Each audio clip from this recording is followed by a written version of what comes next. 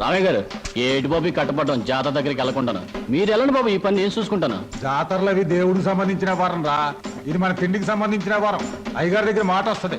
అసలే గుంట నక్కలు ఎదురు చూస్తున్నాడు నరసింహంగడు.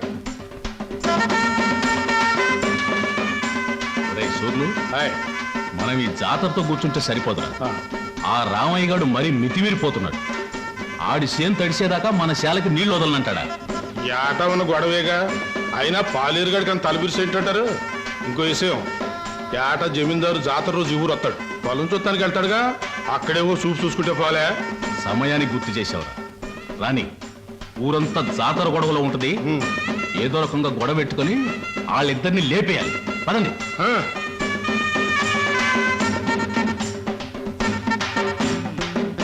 ఈ జాతరలు ఏంటో, ఈ గొడవలు ఏంటో. కళ్ళు దాయి చల్లగా తొంగుంటే కళ్ళుకి అమ్మవారు వచ్చి కావలసినంత కళ్ళు ఇస్తుందిరా. నా మాట ఏనంటరా. రామయ్య గారు, అయ్యగారు వస్తున్నారు. చండాలి బాబు, ప్రయాణం సుఖంగా జరిగిందండి? సుఖంగానే జరిగింది. కానీ ఏమిటయ్యా ఇది? తిండి దెబ్బలు మానేసి ఎప్పుడు ఈ చేను దగ్గర పడుతున్నావుట? గట్టు బాబు. ఆ గట్టు లేకపోతే చచ్చిపోతావా ఏమిటి? అక్కడ మీ ఆవిడ నీ భోజనం కోసం ఎదురు చూస్తుంది. వెళ్ళు. అది కాదు బాబు. ఏహీ కాదు కానీ నువ్వు వెళ్ళి భోజనం చేసిరా. నువ్వు వచ్చే వరకు నేను కాపలా ఉంటానుగా. బావా, ఆ 10 పైసలు బిళ్ళ పట్టా మీద పెట్టాను. రైలు వెళ్ళిన తర్వాత పెద్దదైపోతుంది. అప్పుడు దానికి తాడు కట్టి నీ మెళ్ళ వేస్తాను. నా మెళ్ళ వేస్తానంటావే? అవును, నీ మెళ్ళలోనే వేస్తాను. ఇదిగో కొట్టనంటే ఒరే డిప్పకాయ బావా. ఇదిగో డిప్పకాయ గిప్పకాయ అన్నావంటే తంతాను. అత్తయ్య అత్తయ్య చూడత్తయ్య బావా. ఏం సరోజా, ఏం జరిగిందమ్మా? అదేమో 10 పైసలు బిళ్ళ పట్టాల మీద పెట్టాను. అది పెద్దదవుతుగా, దానికి తాడు కట్టి నా మెళ్ళ వేసుకోవాలంటమ్మా. పిచ్చిదానా, దానికి ఏడిపోయిందికే. ఇంకొక 10 ఏళ్లకు నీ మెళ్ళ బంగారు మంగళసూత్రం వేస్తాడు. నేను చచ్చినా వేయను. ఇది ముండిది. ఒరే డిప్పకాయ బావా, నువ్వు వేయకపోతే నేనే నీ మెళ్ళ వేస్తాను. ఎందుకురా అలా ఉడుకుంటా? ఇప్పుడు అది ఏమందని లేవండి, మీ అందరికి అన్నాలు పెడతాను. బాగుందే వరుస. నీకు సొంత కొడుకు కన్నా మేనగోళ్ళు ఎక్కువైపోయిందని మాట. బాగుంది. తల్లి లేని పిల్ల ఎవరికైనా ఎక్కువే. కూసండి, అన్న పెడతాను. కూసమ్మా. నల్లం పోయినా మీ అన్నయ్యకి బుద్ధి జ్ఞానం వచ్చినట్టు లేదు. ఎంతసేపు తాటి చెట్టు కింద ఇల్లు కట్టుకుని కలు తాగుతూ కూకుంటాడు తప్ప బాధ్యత ఏం పట్టినట్టు లేదు. చెల్లి క్షమించు నా తల్లి. బేగ కూడేటేమా. ఆడు చెట్టెగాడు, దిగేటప్పుడు మనం ఆడు ఉండాలి, లేకపోతే పులిసిపోద్ది. నువ్వు కూడా ఏదైనా సెట్టెక్కి దూకి సావరా. సిగ్గులేదురా నీకు? శివుని ఎత్తులో నాడికి సిగ్గు ఉంటది నా చెల్లి. మనం అంటూ ఉన్నది కళ్ళు. నీ తిట్లు నా కొత్త కాదు, బాయ్ పరాయడు కాదు. కూడెట్టే రామయ్య గారు, రామయ్య గారు, చేను దగ్గర నరసింహగడు అయ్యగారితో గొడవ పడుతున్నాడండి. మర్యాదలు మర్చిపోతున్నావు.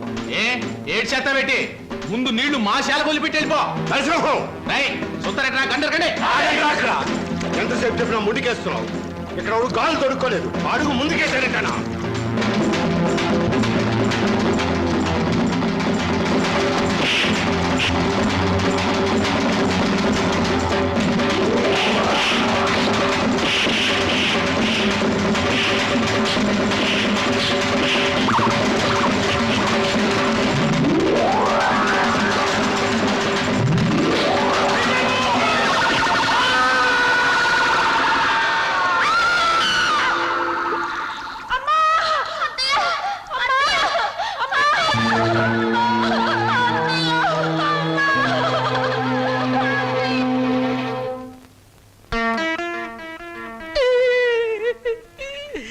ఆ భగవంతుడు నాకు చాలా అన్యాయం చేశాడు బాబు గారు. నేను తాగినా తందనాలన్నా పేడల్లా చూసుకునే నా చెల్లి బాబా ఒక్కసారే బలైపోవడం నా దురదృష్టం. బాధపడకు నాగయ్య. మీ బాబా చెల్లెలు చేసిన త్యాగానికి ఏమిచ్చినా రుణం తీరదు. ఇదిగో ఈ డబ్బు నీ దగ్గర ఉంచు. వద్దు బాబు వద్దు. ఈ డబ్బు నా రేడి చేసుకోదు. ఇది నా చెల్లి తీసుకొస్తుందా, బావని తీసుకొస్తుందా, ఆ పిల్లలకి తల్లిదండ్రులు తీసుకొస్తుందా? వద్దు బాబు వద్దు. కాదనకు నాగయ్య, నా మనశ్శాంతి కోసమైనా తీసుకో. ఇక నుంచి ఆ పిల్లలకి తల్లి అయినా తండ్రి అయినా నువ్వే. వాళ్ళని జాగ్రత్తగా పెంచి పెద్ద చేయి, బాగా చదివించు. వాళ్ళకయ్యే ప్రతి పైసా నేనిస్తాను. నీకెప్పుడు ఏ అవసరమైనా నా దగ్గర రా.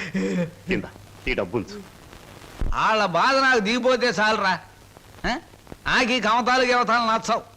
వాళ్ళ కూలిస్తావో కూడెట్టకుండా మాడి చంపుతావో నీ ఇష్టం. నెల నీ కాడికి వచ్చి కూలి డబ్బులు వసూలు చేసుకోవడానికి నాకు వడ్డీ కూడా గిట్టుబాటు కాదు. మొత్తానికి ఇంత రేటుని కట్టేసి నాకు ఇచ్చి వాళ్ళిద్దరిని తోలుపో. అంటే వాళ్ళు పూర్తిగా అమ్మకానికి ఎట్టేసినట్టేనా? నువ్వు సచ్చినంత తొట్టు. అయితే సరే, మొత్తం 4000. ఆ, అందాక ఉంచు, పొద్దున్నే వచ్చినప్పుడు మిగతాది ఇచ్చి వాళ్ళిద్దరిని ఎట్టుకెళ్ళిపోతాను. బావా బావా, ఏమిటి సరోజ? మా నాన్న మీ ఇద్దరిని ఎవరికో అమ్మేస్తున్నాడు. నాకేదో భయంగా ఉంది బావా. అయితే ఇప్పుడు ఎలా? మేము పారిపోతాం చెల్లి, మనం పారిపోదాం. రేయ్, ఎక్కడికి రా పారిపోతాం అంటున్నారా? కాలు బయట పెడితే తోలుకెళ్తాను వాడి లోపలికి. ఈ కోసం నీకు తెలుస్తుందమ్మా. ఈ కోసం వాడిని నేను ఉండమ్మా. నీకు తెలవదు వదులు.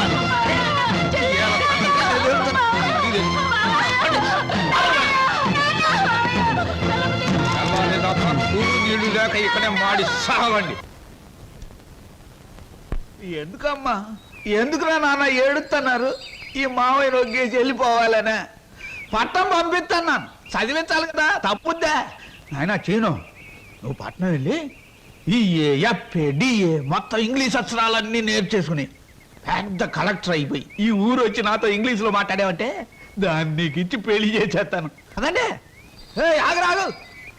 రేయ్, ప్రతిరోజు నీ చెల్లెలు ఎదురొచ్చేది కదా, ఇప్పుడు నా కూతురు నీకు ఎదురు పంపిస్తాను. రామ్మ సరోజా, బాబు బండికి ఎదురురా. అది అక్కడి నుంచి రా, నువ్వు బండి తోలరా. High, high.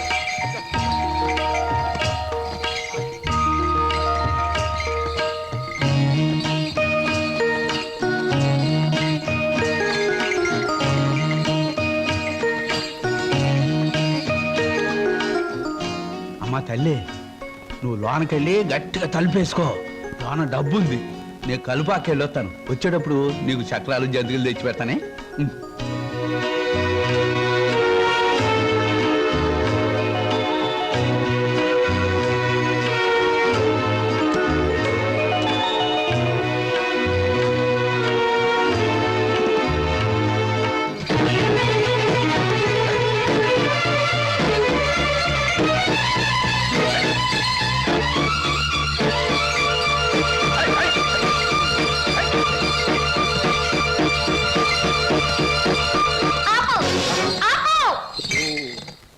ఏటే ఇలా వచ్చావేటి?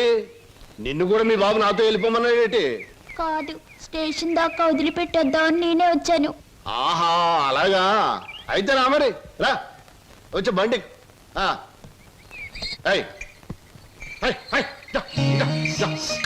ఈ డబ్బులు తీసుకుని మీ స్టేషన్కి వెళ్ళండి, నేను మీ వెనకాలే వస్తాను. నాకు ఒక టికెట్ కొనండి, పట్నం పోదాం.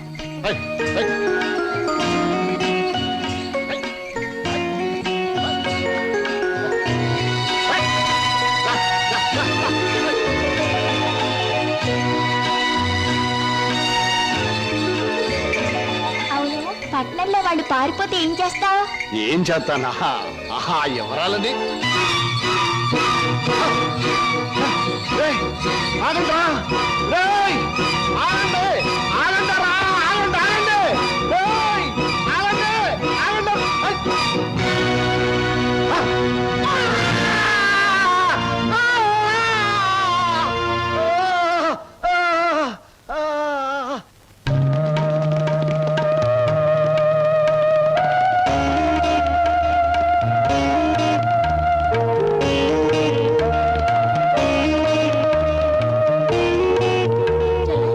సరోజ తనకు కూడా టికెట్ తీయమని చెప్పి ఇంకా రాలేదేమిటి? వచ్చేస్తుంది అన్నయ్య. అయ్యో, రైలు వచ్చేస్తుంది, ఇప్పుడు ఎలాగా?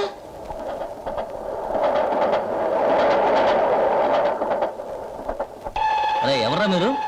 ఊరెళ్ళాలండి. టికెట్లు తీసారా? ఇదేమిట్రా, ఇద్దరున్నారు 3 టికెట్లు తీశారు. మా సరోజ రావాలి. ఊరు వెళ్దామని వచ్చి సరోజని కూర్చుంటే రైలు ఎక్కుదా? పదండి రా, ఏమండి? సాయంత్రం మా రా రైలు. సరోజ పదండి రా, రావాలండి. ఎక్కండి, రైలు ఎక్కండి. ఏమండి?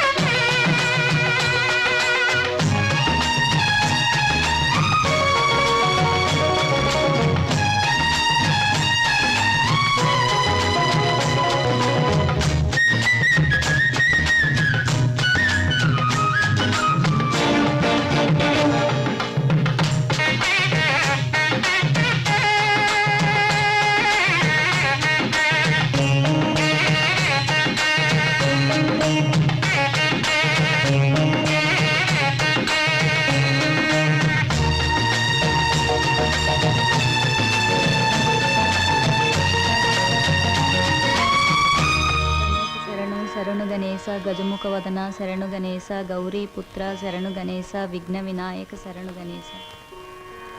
అన్నయ్య అన్నయ్య తీసుకో. అమ్మా దేవుడి పూజ అయిపోయింది, పొట్ట పూజ చూడమ్మా. నువ్వు గబగబా టిఫిన్ పెట్టావంటే నువ్వు అటు ట్యూషన్ కి, నేను ఇటు పేపర్ వేయడానికి వెళ్ళిపోవచ్చు. ఈ పాటికి వార్తలో అంటూ పేపర్ కోసం పార్లమెంట్కి వెళ్లే రాజకీయ నాయకుల దగ్గర నుంచి బాత్రూమ్కి వెళ్లే బట్టల వరకు ఎదురు చూస్తూ ఉంటారు. నువ్వు త్వరగా వెళ్ళి టిఫిన్ రెడీ చేయి. వెళ్తున్నాను.